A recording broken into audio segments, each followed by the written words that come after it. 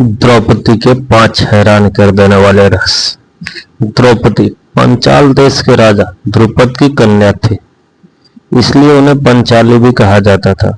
राजा द्रुपद ने द्रौपदी को कुरु वंश के नाश के लिए यज्ञ से उत्पन्न करवाया था। अग्नि से पैदा हुई थी द्रौपदी। द्रौपदी के 5 रहस्य।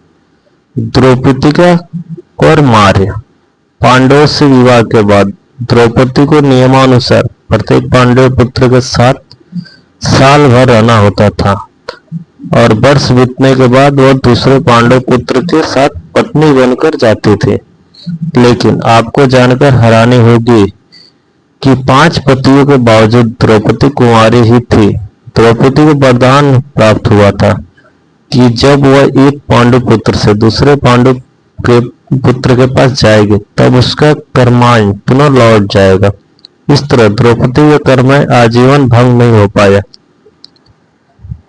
दूसरा, काली का स्वरूप। दक्षिणी भारत में यह मान्यता है कि द्रौपदी स्वयं काली का ही स्वरूप है, जिन्होंने भगवान श्री कृष्ण की सहायता से कौरवों का सर्वनाश करने के लिए धरती पर अवतार लिया था। तीसरा, स्त्रीवादी विचारधारा। जब द्रौपदी ने 5 भाइयों की पत्नी बनना स्वीकार किया तब वह यह भी जानती थी कि पांडव भाई अन्य स्त्रियों से भी विवाह करेंगे। द्रौपदी इस बात के लिए भी राजी थी, परंतु उसकी एक शर्त थी। शर्त यह थी कि अपने कुल, अपनी गृहस्थी की बागडोर किसी भी अन्य स्त्री को नहीं सौंपी जाएगी। अन्य पांडवों को उनके अनुसार ही चलना होगा। चौथा, द्रौपदी ने कुत्ते को दिया था श्राप। नियमानुसार जब द्रौपदी किसी एक पांडव के साथ होती थी तब कोई अन्य पांडव उस स्थान पर कदम नहीं रख सकता था।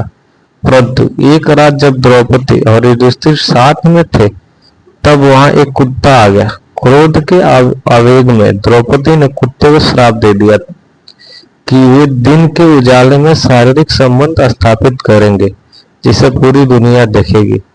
5वां, द्रौपदी के सखा कृष्ण। द्रौपदी ने अगर किसी पर विश्वास किया था तो वो स्वयं भगवान श्री कृष्ण थे। श्री कृष्ण ने भी एक सखा के तौर पर हर क्षण, हर स्थिति में द्रौपदी का साथ दिया था। द्रौपदी जब किसी मुश्किल में या किसी अन्य अनकल परिस्थिति में फंसती थी तब उसकी सखा श्री कृष्ण ही उसका सहायता करते थे।